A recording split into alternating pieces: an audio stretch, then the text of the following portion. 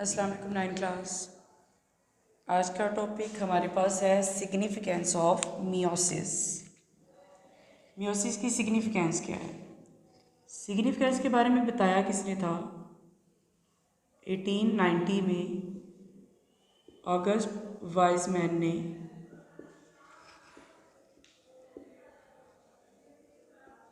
Wiseman ने इसके बारे में बताया 1890 में। उससे पहले 1876 में ऑस्कर हर्टविग ने क्या बताया था? इसके मियोसिस के बारे में बताया था, सारा उसका प्रोसीजर और इसकी जो सिग्निफिकेंस, इसकी इंपॉर्टेंस है उसके बारे में बताया था ऑगस्ट वाइजमैन ने 1890 में। तो ऑस्कर हर्टविग ने पहले मियोसिस के बारे में सारा 1876 में बताया, फिर 1890 में उसकी इंपॉर्टेंस के बारे में बताया ऑगस्ट वाइजमैन ने।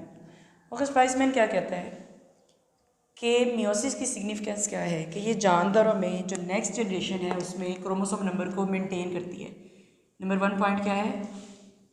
Maintenance of chromosome number. किस में क्रोमोसोम नंबर को मेंटेन करना? इन नेक्स्ट जनरेशन, अगली जो न्यू जनरेशन है उसमें क्रोमोसोम नंबर मेंटेन रहता है। किसकी वजह से? मियोसिस की वजह से। एक तो इसका ये पॉइंट है। अब इसमें होता क्या है? मेंटेनेंस ऑफ क्रोमोसोम नंबर में किस तरह से मेंटेन रहता है? हम कहते हैं कि मियोसिस में क्या होता है, इस तरह से एक पेरेंट डिप्लॉयड सेल होता है जो वो मियोसिस 1 पहले करता है तो 2 डॉटर सेल्स बना देता है। यहाँ पर क्या हुई है? मियोसिस 1। यहाँ पर हमने कहा था क्रोमोसोम्स किस शक्ल में होते हैं? डुप्लीकेशन के बाद, क्रोमोसोम की डुप्लीकेशन के बाद क्रोमोसोम पेयर्स की फॉर्म में। ये पेयर्स पहले क्या होते हैं? हाफ हाफ होते हैं। फिर क्या होती है? मियोसिस 2।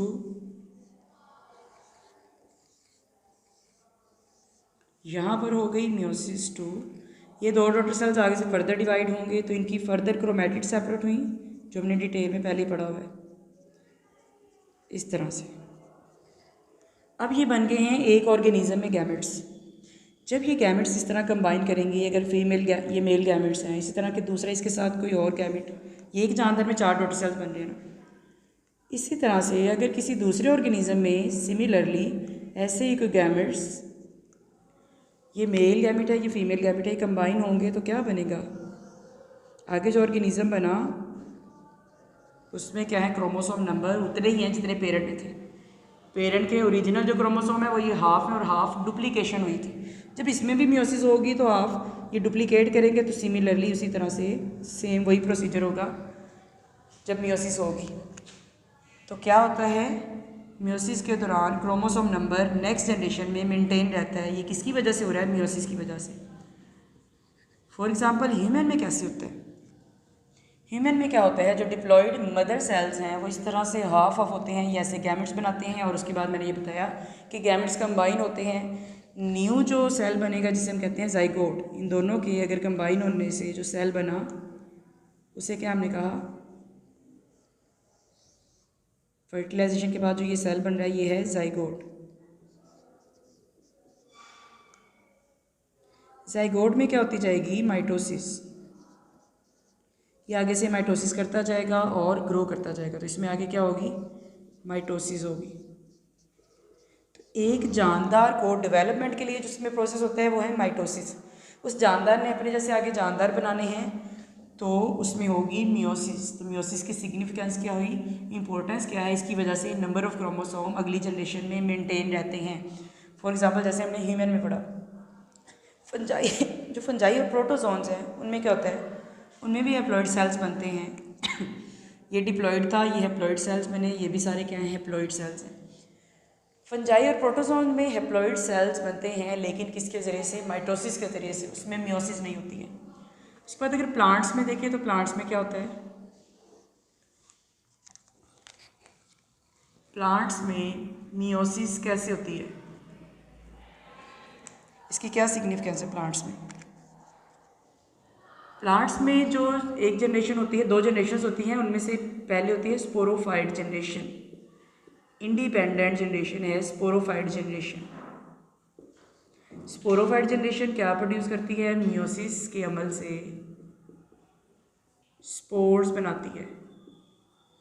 स्पोर्स आगे से ग्रो करते हैं दूसरी जनरेशन में, जिसे कहते हैं गैमेटोफाइट जनरेशन। तो यहाँ पर ये कैसी जनरेशन थी? डिप्लॉइड।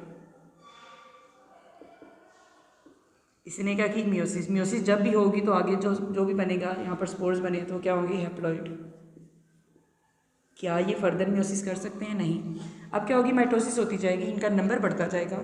स्पोर्स आगे से दूसरी जनरेशन में ग्रो करते हैं, जिसे कहते हैं गैमेटोफाइट जनरेशन। तो कितनी जनरेशन है? एक है स्पोरोफाइट, जिससे स्पोर्स बनेंगे, वही स्पोर आगे से ग्रो कर देंगे दूसरी जनरेशन गैमेटोफाइट में। गैमेटोफाइट ने क्या बनाने? Gametes. Male and female gametes बनाएंगे ये। तो ये सब कुछ क्या है? ये डिप्लॉइड थी, इसने जब मियोसिस की तो ये सारे आगे से हैप्लॉइड, ये भी हैप्लॉइड गैमेट्स बने हैं, तो ये भी क्या है? हैप्लॉइड है। यहाँ पर जो प्रोसीजर हो रहा है, यहाँ पर क्या हो रही है? सिर्फ यहाँ पर माइटोसिस हो रही है। गैमेट्स क्या करते हैं? मेल और फीमेल गैमेट्स सेपरेट बनते हैं। तो मेल गैमेट्स फीमेल गैमेट्स क्या करते हैं? कंबाइन होकर क्या बना देते हैं? प्लांट्स में भी इसी तरह से जाइगोट। हमने ह्यूमन में पढ़ा किस तरह से बन रहे हैं, कैसे सारी मियोसिस हो रही है। और यहाँ पर प्लांट्स में क्या होता है? स्पोरोफाइट जनरेशन होती है और गैमेटोफाइट। स्पोरोफाइट स्पोर बनाती है, गैमेटोफाइट जनरेशन गैमेट्स बनाती है। गैमेट्स मेल पार्ट है तो वहाँ पर मेल गैमेट्स बनेंगे, फीमेल पार्ट है तो फीमेल गैमेट्स। जब ये दोनों कंबाइन करेंगे तो जाइगोट होगा, जाइगोट बनेगा और उसमें क्या होगी? माइटोसिस।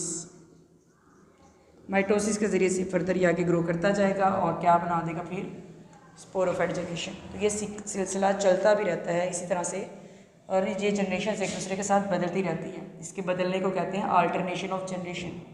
यानी जब ये ग्रो करेगा जाइगोट डेवलप होकर एंड पे क्या बना देगा? Sporophyte generation.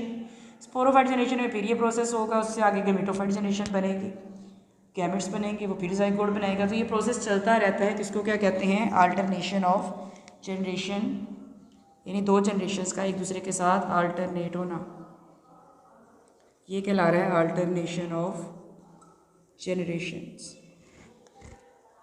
उसके बाद एक तो हमने ये पॉइंट पढ़ा कि maintenance of chromosome number. Chromosome number इस तरह से मेंटेन रहता है, उसके अंदर हमने फर्दर प्लांट्स और एनिमल्स में हमने पढ़ लिया। दूसरा पॉइंट क्या है? वेरिएशन। नंबर 2 पर पॉइंट है वेरिएशन आती है, किसमें? नए जानदार में। क्या कहेंगे यहाँ पर हम? प्रोडक्शन ऑफ वेरिएशन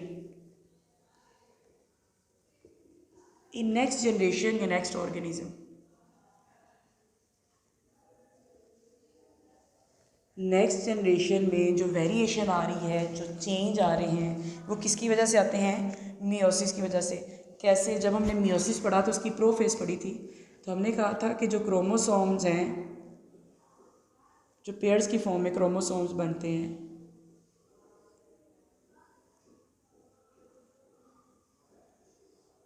ये एक क्रोमोसोम था।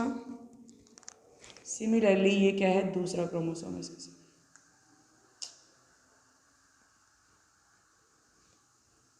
ये है दूसरा क्रोमोसोम।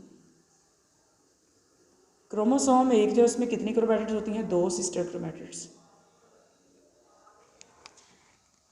ये एक क्रोमोसोम की 2 सिस्टर क्रोमैटिड्स हैं, ये इसकी हैं। ये आपस में सिस्टर हैं, लेकिन दूसरे दोनों क्रोमोसोम्स की क्रोमैटिड्स आपस में अलग अलग क्रोमोसोम की जो क्रोमैटिड्स हैं वो सिस्टर नहीं होगी, उन्हें कहेंगे नॉन सिस्टर क्रोमैटिड्स। जो दरमियान भी जो 2 क्रोमैटिड्स हैं, एक इसकी और एक दूसरे वाले क्रोमोसोम की, जिन्हें कहते हैं नॉन सिस्टर, ये कुछ जगहों पर कंबाइन होती हैं। और वहाँ पर हमने पढ़ा था कि इन पॉइंट्स को कहते हैं क्याजमेटा। और क्याजमेटा पर क्या होती है? इतने पॉइंट पर क्या हो जाती है? Crossing over. इसका इतना पार्ट इसने उसके साथ चेंज कर लिया। जहाँ जहाँ पर ये पॉइंट्स अटैच्ड हैं, इन पॉइंट्स पर क्या हो गई है? Crossing over. इसने उसका इतना पार्ट ले लिया है, इसने दोनों ने आपस में इतने इतने पार्ट चेंज कर लिए। जब न्यू ऑर्गेनिज्म बनेगा इस तरह से एंड पे बनते हैं हैप्लॉइड गैमेट्स, तो उसमें क्या होता है? जो सेंटर वाली गैमेट्स हैं, इनमें क्या हुई है? सेंटर वाली जो क्रोमैटिड्स उनमें चेंजेस आए, तो इनमें वेरिएशन होगी।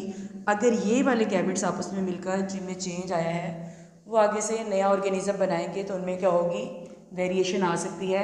पेरेंट की निस्बत उनमें जितनी ज़्यादा क्रॉसिंग ओवर होगी, जितनी ज़्यादा ये क्रॉसिंग ओवर होगी, ये पार्ट्स चेंज करेंगे, उतनी ज़्यादा अगले जानदार में वैरायटी आएगी। तो वो वैरायटी, वो वेरिएशन आगे चलती जाएगी और जनरेशन्स में अगर तो वो अच्छी वाली वेरिएशन है, अच्छा चेंज है, तो वो माहौल के साथ उनको ज़्यादा अच्छी तरह से एडजस्ट करने में उन जानदारों को मदद करेगा। उसके बाद हमने जब माइटोसिस पढ़ा था तो उसकी एरर्स पढ़ी थी। इसी तरह से यहाँ पर मियोसिस की भी एरर्स हैं, एरर्स इन मियोसिस।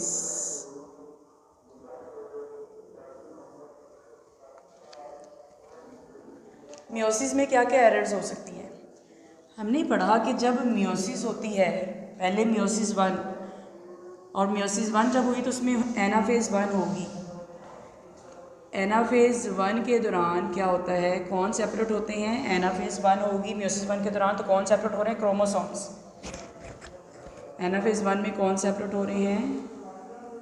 क्रोमोसोम्स। जब एनाफेज 2 होती है तो वहाँ पर क्या होता है? एनाफेज 2 में क्रोमैटिड्स सेपरेट होती हैं। क्रोमैटिड्स क्या हो जाती हैं? सेपरेट। यहाँ पर देखें, एनाफेज 1 हुई है तो क्रोमोसोम सेपरेट हो रहे हैं। जब फर्दर मियोसिस 2 हुई, उसमें एनाफेज 2 हुई तो कौन सेपरेट हो रही हैं? क्रोमैटिड्स। अगर तो ये नॉर्मल होगी सेपरेशन, अगर सेपरेशन क्या हुई है? नॉर्मल, तो फिर हम क्या कहेंगे इसको?